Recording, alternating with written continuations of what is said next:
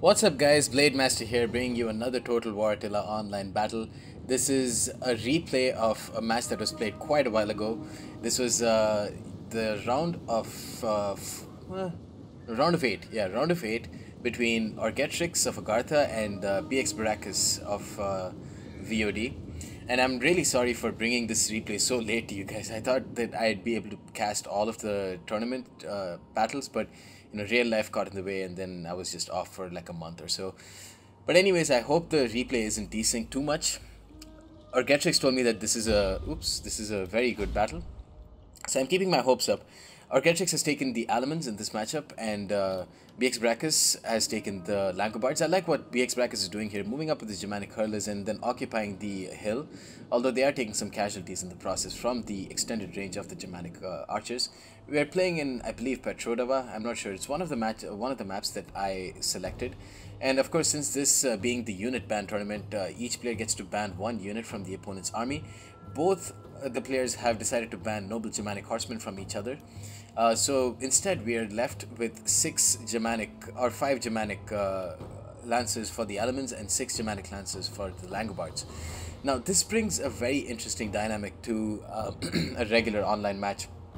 That's because with noble Germanic horsemen, or with any melee cavalry for that matter, they are much tankier, and so that lends a certain repetitiveness or predictability to a match.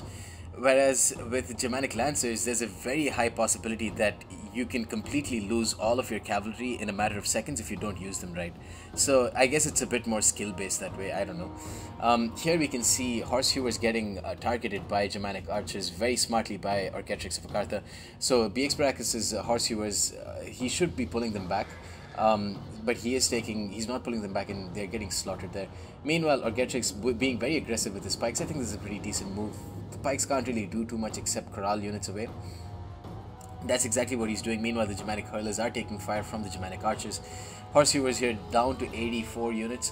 While BX Baracus has taken control of the hill, he's not really doing too much to support this positional advantage, and instead he's forced to pull back because of the extended range of the Germanic archers.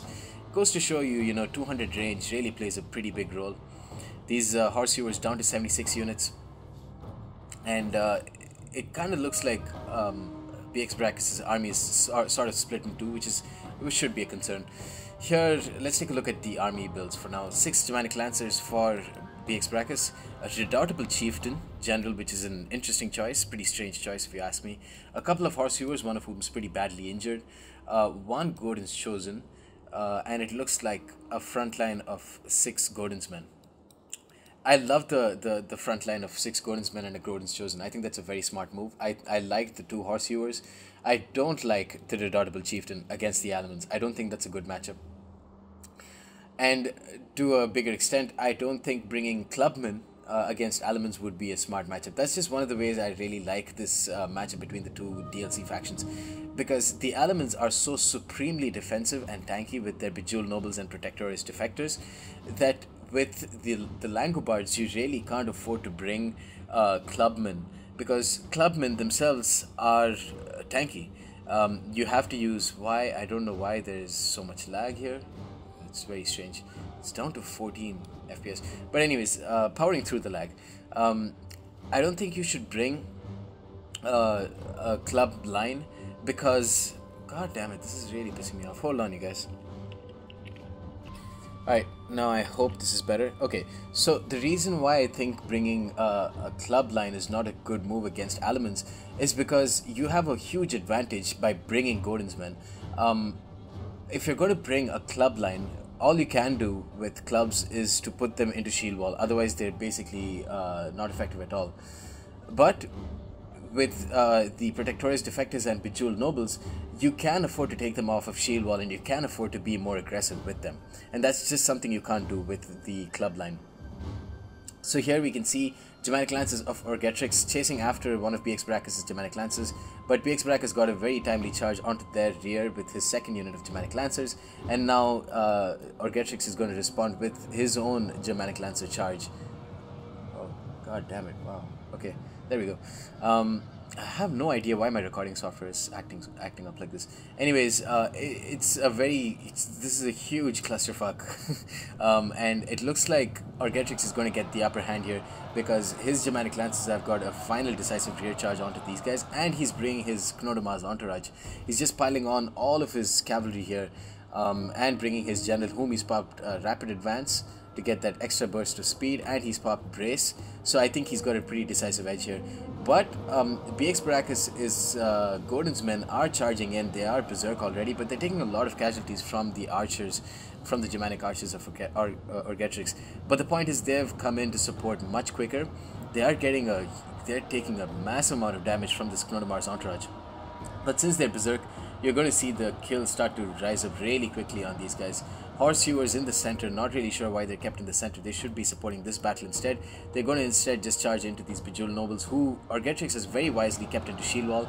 This is another smart move here by Orgetrix. He's put them very blocky. He's put his Bejeweled Nobles very blocky, and then pop shield wall on top of that. So it's going to be nearly impossible for the Germanic Lances to get a proper number of kills on the charge against them. You can see the Germanic Lances of BX Brack is starting to waver here. Bejeweled Nobles down by 40 units only. Horsehewers dying, not doing much.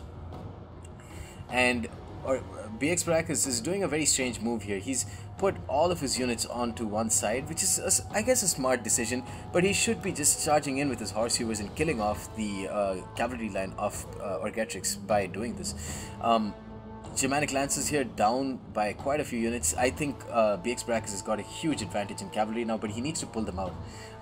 Because once he can pull them out, he can afford to pull them out because the Bejeweled Nobles, for one, are not supporting, and number two is, even if they do support, they're not going to do too much. But that's for vanilla Bejeweled Nobles. These are double silver Bejeweled Nobles, which is another smart move by Orgetrix. I think bringing double silver Bejeweled Nobles is a very smart idea. Bejeweled Nobles are one of the few infantry units that you can afford to upgrade significantly, and I think it addresses one of the biggest weaknesses of the Bejeweled Nobles, which is their lack of melee attack. They have very poor melee attack at 32 vanilla, but if you put double silver or single gold, it goes up to 38 and 40, which is a really nice amount of melee attack. So that improves their versatility by a huge amount, because now you can afford to keep them out of shield wall and just charge into cavalry blobs, where previously you would need to use them basically one-dimensionally. They need to be in shield wall for them to get any kills. And still, you know, they have the huge amount of armor and melee defense that they always have, and with shield wall they'll be close to unstoppable. Like you can see Orgetrix doing here, very smart move, putting his Bejeweled Nobles into shield wall and then walking them forward into this blob. Once the Gordon's men, or if the Gordon's men become berserk, they're just going to charge straight into the front of these shield wall Bejeweled Nobles, and then that's going to be it for the Gordon's men. Gordon's men cannot win against Bejeweled Nobles when the Bejeweled Nobles are in shield wall. When they're not, the Gordon's men will tear through the Bejeweled Nobles. So you can see here, BX Brack is going in for the charge. Look at the number of kills racking up by these Bejeweled Nobles. They haven't taken a single casualty. They've gotten like 30 kills, 20 kills. Here, Gordon's men trying to flank charge. Very smart move here, intercepting with the Germanic hurlers who didn't have any ammo left. He's intercepted the Gordon's men, and thus he's prevented a flank charge onto his Bejeweled Nobles and this main line here. Meanwhile, he's just formed a shield screen shitstorm here. You can see one Bejeweled Noble here, shield screen, or has their shield screen been taken? One Bejeweled Noble is not in shield screen, it looks like. I don't know. It looks like all of them are in shield screen, but he's just, put every Bejeweled Noble close to each other, put them onto shield screen, and now it's going to be close to impossible for BX Brackus to win this game. Redoubtable Chieftain here. He's gotten 19 kills, but there's nothing much that he can do. He's not in shield wall, he's not going to get any kills. If he is in shield wall, he'll get a lot of kills. But if he's in shield wall, then he can't advance and he can't be aggressive, which is what the Langobards need to be in this game. And that's exactly why I don't like bringing Clubman or a Redoubtable Chieftain against Alamans. Might as well bring a Cavalry General or a Bejeweled Retinue, a Gordon's Warlord General instead. So this Bejeweled Noble starting to die. It's not in shield wall. It definitely isn't in shield wall, so it's going to take a lot of casualties from these Gordon's men. You can see 78 kills on these Gordon's men. These Horsehewers getting 33 kills. Gordon's Chosen 64 kills. But this Bejeweled Noble getting 97 kills, 98 kills. It just shows the huge amount of, the huge significance that shield wall has on, infantry fighting mechanics. This is just a bit of desync, you guys just don't mind this Germanic Lancer and this Germanic Archer which is wavering. For the 99% of this game is not desynced. I think this is obviously not a cause of desync. Bejeweled Nobles here, 23 kills, 115 kills. The kills are just going to slowly rack up, and these Bejeweled Nobles are going to be hale and healthy until the end of this game. I'm going to put this onto shield wall camp for for the time being. Let's try and see the action.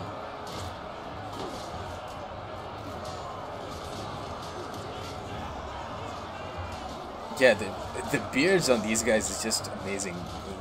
Look at these dudes. They look so old. How are they able to fight? They should be in a home.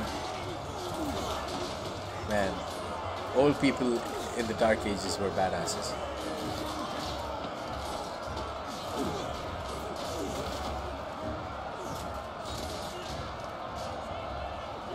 So let's go back and take a look at the 127 kills on Bejeweled Nobles which were in shield wall. The one that isn't in shield wall, god damn it, where's my camera acting? There we go.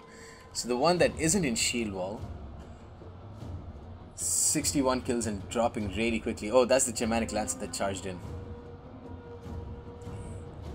Besides that, the other one that wasn't in shield wall also dying, but even if you have a couple of units that are in shield wall and they can just tank out against as many Gordonsmen as they can.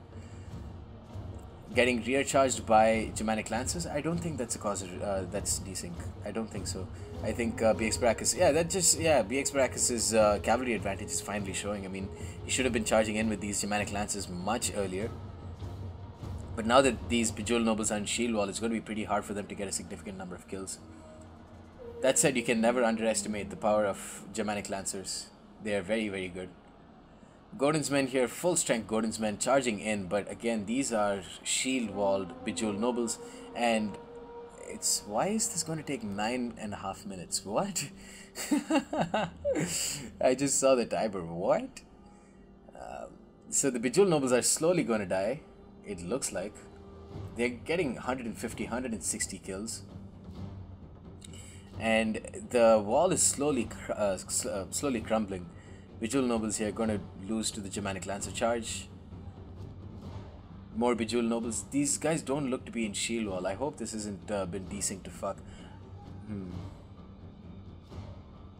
But still, I would guess that the Bejeweled Nobles might be able to pull this off, because you can see the Gordonsmen just dropping, and these Horsehewers wavering. The other Gordonsmen down to 76 units, but the general has died. The Knodomar's entourage general has died. I believe that's what the cavalry were doing. Oh, that's what the cavalry were doing. They were chasing after the general. The general has died, but that's not going to be enough. That's not going to be enough. That's the discipline. That's the insane amount of morale that you get with double silver Bejeweled Nobles. They have discipline. They're going to encourage their nearby units. And they have amazing morale by themselves. So they don't give a shit. Even if the general died and there was a mass waver, they can just pop headhunt and then they'd be unbreakable for an extended period of time. That's not the case for Gordonsmen. And so you can see the Gordonsmen here starting to waver, starting to rout. These Gordonsmen, whichever Gordonsmen is not in Berserk mode, they're going to waver and rout. Redoubtable Chieftain getting 90 kills, not bad. But besides that, they're not going to do too much. You can see this Bejeweled Noble here starting to waver. He should put... wow! He didn't put headhunt, or he definitely didn't put headhunt on the other one. That's very interesting from from Bararetorix. So this one Bejeweled Noble really isn't going to be able to hang on, I think. Let's go ahead and fast forward. Bejeweled Noble at 81 men. It's going to waver. It's going to rout. This game's done. This game belongs to BX Brachus, I believe. If unless the replay is horribly desynced. Yep, valiant defeat to Bararetorix. Well played to him. I really like the move, the shield wall bunch up that he did, and he used his Germanic archers very well. That said, you can see the incredible amount of damage that the Gordonsmen did. The Gordonsmen, the problem was some of his Bejeweled Nobles weren't in shield wall. The ones that were in shield wall did very well, 139, 143 kills. But some of them weren't in shield wall, and you can see 81, 75 just didn't do too much. I have a feeling that maybe Bejeweled Nobles, even in shield wall, won't be able to defeat Gordonsmen. It looks like it so far. Gordon's chosen doing so well. Horseshoe was actually doing pretty decently, all things said. And so did the Redoubtable Chieftain, which is strange. But I think what won BX Brackus the match was his Germanic Lancers. You can see the Germanic Lancers for the Alamans 12, 15, 24, 36, and 74 kills. Only one Lancer got a respectable number of kills, whereas 8 and 9, pretty bad, 37, pretty bad, 103, very well done, but 18 and 35. So I guess it really wasn't even the Germanic Lancers that won him the game. It was only the Godin's men.